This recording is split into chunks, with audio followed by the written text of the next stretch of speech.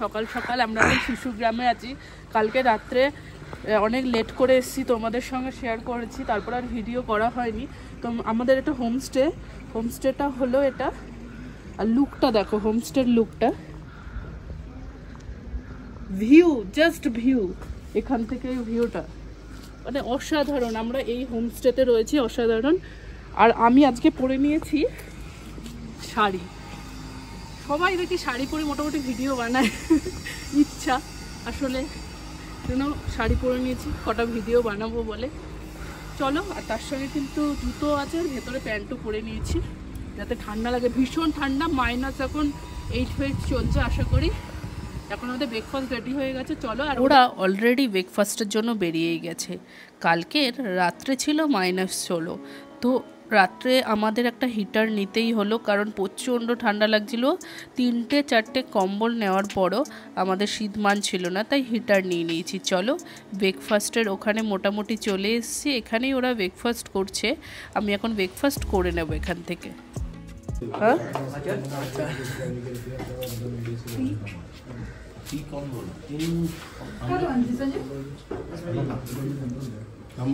বলো আপনার কেমন লাগছে? নাইস। কিন্তু এত ঠান্ডায় এরকম একটা শাড়ি পরে কেউ ঘুরতে পারে? হ্যাঁ, আমি এটা খুলেই ঘুরবো একটু, জ্যাকেটটা আমি নিয়ে এসেছি। এবার পাহাড়টা একবার দেখিয়ে দাও, ওখানে একবার বরফগুলো দেখে নাও। এই ঠান্ডার মধ্যে কেউ এরকম একটা শাড়ি পরে ঘুরতে পারে, এরকম মানুষকে না দেখলে বোঝা যায়। এই যে পায়ের তলায় আমার কিন্তু বুট আছে, এখন অলরেডি প্যান্ট আছে, এখন মানে অলমোস্ট -5 মতো মনে হয় হবে। ঠিক আছে, একবার দেখে নিচ্ছি। আমরা ঠান্ডাটাকে অবজার্ভ করে নিয়েছি পুরো। হ্যাঁ, কিন্তু মানে অতটা কোনো প্রবলেম হচ্ছে না। লাহোল এন্ড স্পিতি, এই যে আমি দেখিয়ে দিচ্ছি -6 এখন। ঠিক আছে, কারেন্ট টেম্পারেচার এটা। আর আমাদের বুলডগ, এটাকে আমরা কলকাতা থেকে নিয়ে এসেছিলাম। না, এটা এখান থেকে আমরা কলকাতায় নিয়ে যাব। যাবি না? চ বেবি, চলো। আমরা এখন ও আমাদের সাথে যাবে। ওখানে যাব, ওখানে ওই যে গাড়িগুলো দেখতে পাচ্ছ, ওখানে যাব। আর ওইটা যে, আর তোমরা অবশ্যই কমেন্ট করে জানিও আমাকে কেমন লাগছে। ঠিক আছে, কমেন্ট করে জানাও। তার সঙ্গে ওই জায়গাটা জাস্ট অসাম লাগলো, মানে ব্যাপক, মানে ওটা কোনো বলার মতো ভাষা নেই। একবার দেখিয়ে দাও ওখানটা, ওই জায়গাটা যেখানে গাড়িগুলো দেখা যাচ্ছে। আমরা ওখানটা এখন নামবো। এখান থেকে রাস্তা আছে, রাস্তাটা দিয়ে গাড়ি করে গেলে তাড়াতাড়ি হতো, বাট গাড়ি তো এখন পাওয়া যাবে না, কারণ এখান থেকে যদি কোনো এখন গাড়ি করতে যায় এখন কম করে 1500 বা 2000 নিয়ে নেবে। তো আমরা ওই রাস্তাটা দিয়ে হেঁটেই যাব, গিয়ে ওখানে নামবো। এখানে একটা ফ্রোজেন লেক আছে, যেটা পুরো সাদাটা দেখা যাচ্ছে, ওটা একটা ফ্রোজেন লেক। আর ওই যে গাড়িগুলো দাঁড়িয়ে আছে, হেলিপ্যাড ওখানে রয়েছে, ওখানে কিছু অ্যাক্টিভিটিস হচ্ছে। আমরা ওখানে যাই, গিয়ে কিছু শ্যুট, মানে ফটো শ্যুটও হবে সবার। আর ওখানে কিছু অ্যাক্টিভিটি যদি করতে পারি, ওই জিপ লাইনিং বা কিছু, ওগুলো একটু করে আসি। বাস, চলো ওখানে যাই তাহলে। তোমরা যখনই মানালি আসবে অবশ্যই এই শিশু গ্রামটা অবশ্যই ঘুরে যেও, কারণ আমার এতটা ভালো লেগেছে। এই পাহাড়ে মোড়া, চারিদিকে বরফে ঢাকা। আমি হয়তো সেরকম বরফ পাইনি, কিন্তু যেটুকু পেয়েছি ভীষণ, মানে চারিদিকে আমি জাস্ট তাকিয়ে মুগ্ধ হয়ে গেছিলাম, এত সুন্দর। আর পাহাড়ের মাঝখানে মনে হয় আমি রয়েছি। আমরা এখানে এত সুন্দর ওয়েদার পাবো ভাবতে পারিনি। -16 ডিগ্রি পর্যন্ত আমরা ওয়েদার পেয়েছি। শুধু একটু মন খারাপ, যদি একটু বরফ পেতাম। এখন একটা অ্যাডভেঞ্চারের মধ্যে আমরা রয়েছি। দূরে দুজন নামছে।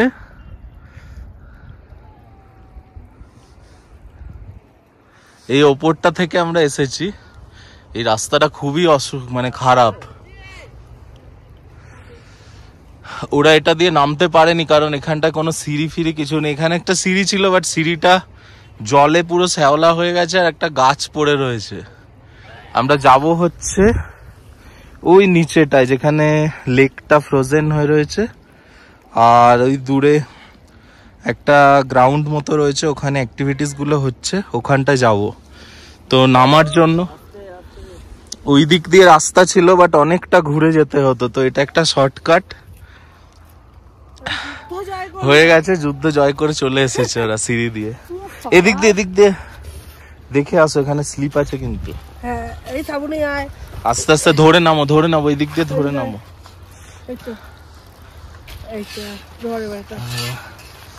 শাড়ি পরেছি, আমার শাড়িটার কি অবস্থা হলো। এট লাস্ট আমরা পৌঁছেছি সিঁড়িতে। কতটা নামতে হবে? তবু ঠিক আছে, এখানটা তো সিঁড়ি আছে, এই যে পুরো সিঁড়িটা দিয়ে আমরা নিচে চলে যাবো।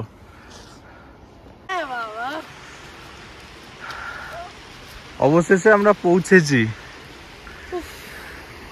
দেখাও কত উঁচু আর থেকে একটা সিঁড়ি, নেমেছি। আর একটা সিঁড়ি।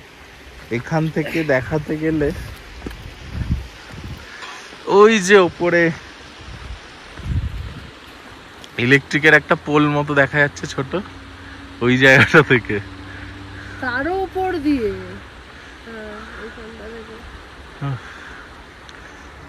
খুবই দুর্গম রাস্তা। জীবন যুদ্ধে টিকে থাকার লড়াইয়ে আমরা জিতেছি শেষ পর্যন্ত। আর কিছুটা man versus wild, man versus snowy wild, man versus মাউন্টেনে আমরা লেকের কাছাকাছি চলে এসেছি। লেকটা পুরোটা ফ্রোজেন ছিল, কিছুটা গলে গেছে।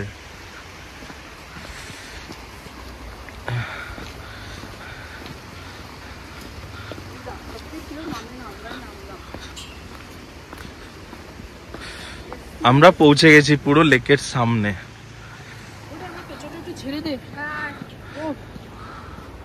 ওই ওপর থেকে একদম আমরা নামলাম।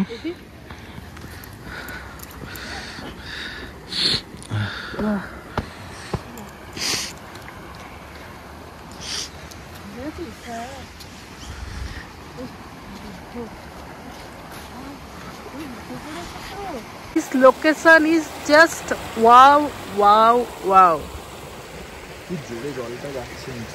আর কাচের মতন পরিষ্কার, স্বচ্ছ। Wow.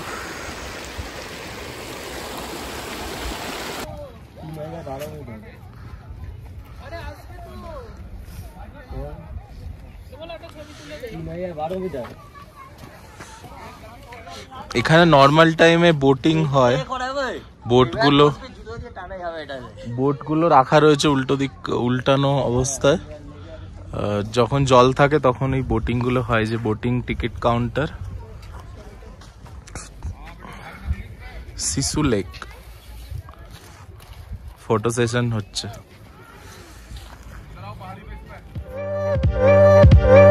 আমার ঠান্ডা লাগছে না এখন, -2 আছে, -2 না 1 আর পুরোই ঠান্ডা লাগছে না। আমি ঠান্ডাটাকে পুরো বহন করে নিয়েছি, মানে কি বলে ওটাকে, উপভোগ করা হয়েছে, অ্যাবজর্ব হয়ে গেছে।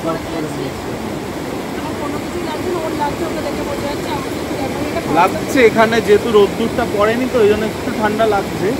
ওই পাশে রোদটা আছে, রোদটা ছিল, কিন্তু আস্তে আস্তে সূর্যটা ওর পাশে চলে যাচ্ছে, সেই জন্য একটু খাওয়া পড়ে গেছে।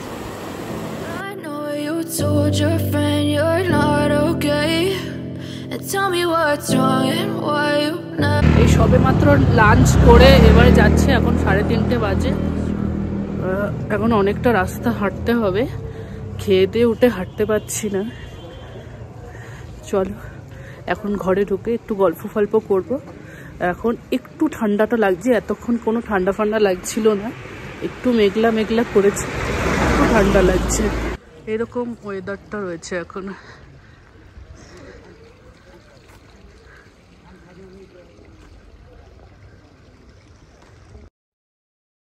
লাস্ট ডে, সবাই রেডি হচ্ছে বেরোবে বলে।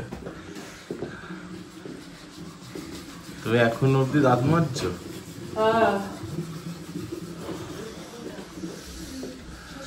পুরো রেডি।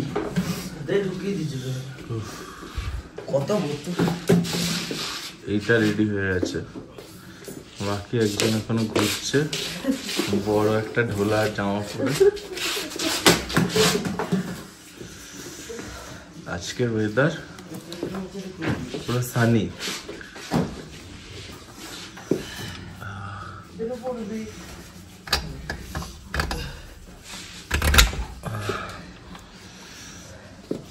আজকের ওয়েদারটাও ব্যাপক।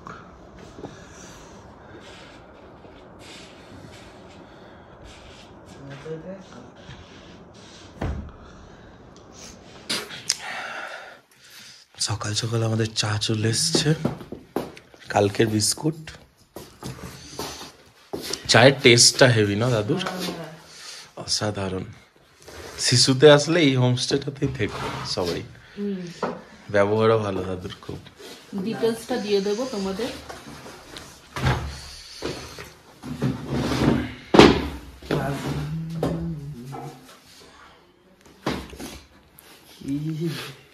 ফ্রি বাচ্চা, ফ্রি না বাচ্চা, হাফ বাচ্চা।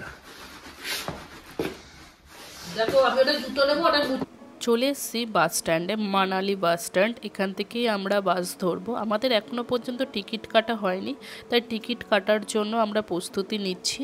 এখান থেকেই আমরা টিকিট কাটবো। মোটামুটি লাগেজ নিয়ে এখানে চলে এসেছি, ডিসিশন নিলাম টিকিট কেটে আমরা চলে যাব মানালি মেল রোডে। গুড মর্নিং, অনেকদিন পর আবার গুড মর্নিং। আজকে তো আমরা ওখান থেকে ঘুরতে চলে এলাম, একটু মনটা খারাপ লাগছে। ওখানে বেশ ভালোই ছিলাম, তাই না? জায়গাটা বেশ ভালো লাগছিল। এখন আমি এই মেলে এসেছি। আমাদের সন্ধেবেলায় মানে 5টা নাগাদ বাস আছে, বুকিং হয়ে রয়েছে। 6টা না তো 6টা নাগাদ। এখন আমি একটু কিছু কেনাকাটি করবো, এই জন্য বেরিয়েছে। একটু মেল রোডে ঘুরবো, তারপরে 5টার সময় যাবো। এই জিনিসগুলো রয়েছে সবার জন্য, কিছু কিছু কিনেছি, তখন আরও কিছু কিনতে হবে।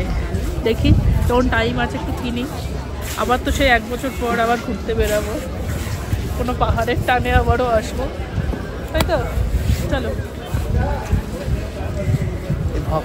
চলে এলাম লাঞ্চ করতে। কেনাকাটা অলরেডি করে ফেলেছি টুকটাক কিছু। এবারে লাঞ্চ করে আমরা বেরিয়ে যাব মানালি বাস স্ট্যান্ডের দিকে। এখানে কতক্ষণ ওয়েট করছি? এখানে 2টো থেকে প্রায় ওয়েট করছি, 6টার সময় বাস। মানে কখন আসবে? ভালো লাগছে না। তারপরে বাসেও 12 ঘন্টা জার্নি, আবার ওইখানে দিল্লিতে পৌঁছেও আবার সকাল 6টা থেকে বিকেল 4:30 অবধি ওয়েট করতে হবে। ট্রেন জার্নিটা তাও ঠিক আছে, বাসা থেকে না? 4:30 রাজধানী এক্সপ্রেস। মানে ভাবছি কতক্ষণে বাড়ি যাবো নাকি এখন মনে হচ্ছে কতক্ষণে বাড়ি যাবো। এটা আমাদের bus, New Delhi, sorry Manali to New Delhi.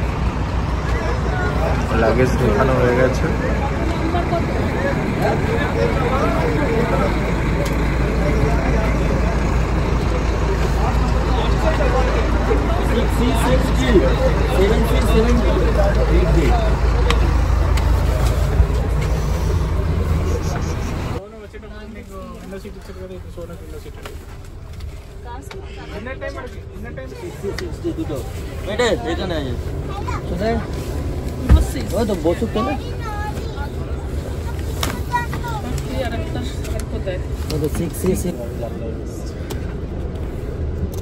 ঠিক আছে।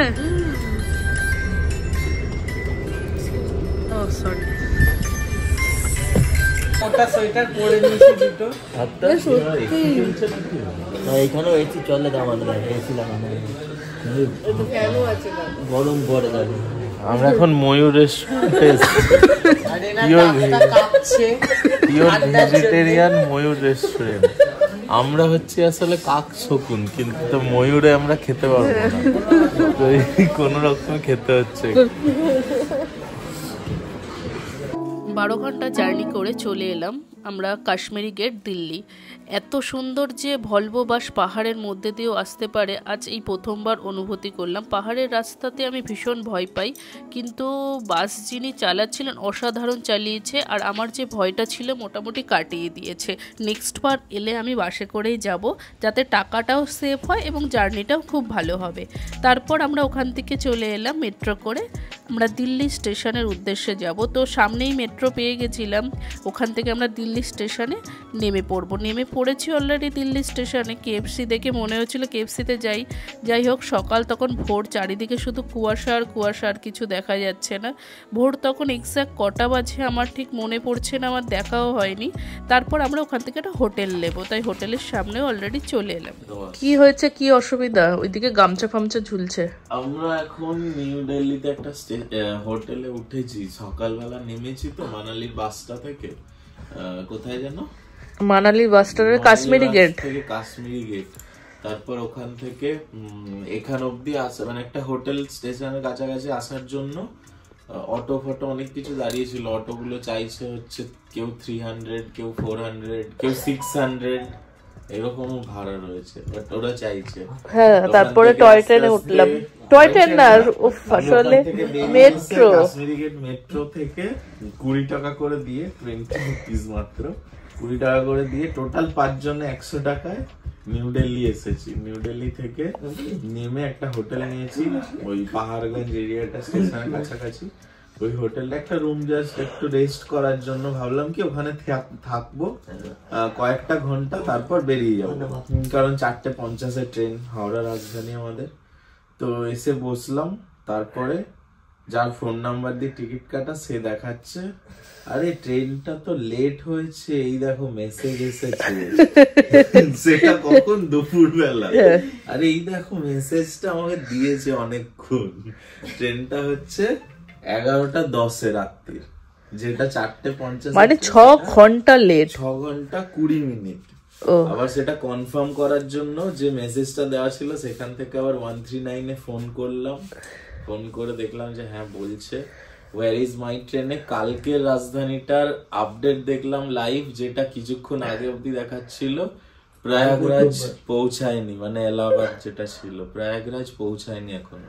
রাত্রির 1টা কততে ওটা হাওড়া ঢুকবে। তো আমাদেরটাও সেরকম, আজকে ছাড়বে 11:10, ওটা কাল রাত্রিবেলা ওই টাইমে ঢুকবে। মানে এতটা লেট, এতক্ষণ ওয়েট করতে হবে। রাত্রির 9টা বা 9:30টার সময় এই হোটেলটা থেকে বেরোবো, তার আগে তাহলে এখন লাঞ্চ করে আসি, প্রচন্ড খিদে পেয়েছে। সকালে খাবার খেয়ে এসেছি চানা বাটোরা, চানা ছোলে বাটোরে। ওই ছোলে বাটোরে ভালো না অতটা, খুব বাজে, কিন্তু খেয়ে এসেছি। একটু এখন একটু ভাত ফাত খাবো। যতক্ষণ না বাড়ি যাচ্ছি ততক্ষণ গরম ভাত, ডাল সেদ্ধ, আলু সেদ্ধ, ডিম সেদ্ধ এগুলো খাওয়া হচ্ছে না। চলো ওগুলো খেয়ে আসি, দেখি ওখানে অনেক হোটেল ফোটেল ছিল, খেয়ে আসি। এইদিকে তো ম্যাডাম ঘুমাচ্ছে, সকালেও খেতে যায়নি। খাবে না বলছে, বলছে ট্রেনে আমার 3বার খাওয়া হয়ে যাবে। ও বলছে পয়সা উসুল হয়ে গেছে রাজধানী থেকে, 2বার ডিনার পাবো, 2বার লঞ্চে কম্বল জামা দিয়ে দিচ্ছে। এগোরি ওঠ ওঠ, খেতে যাবি তো, ওঠ। I know you told your friend you're not okay, and tell me what's wrong and why. I wake up, I feel like it's Monday. Something's going wrong with all the chemicals up in my brain. All of a sudden I don't look at anything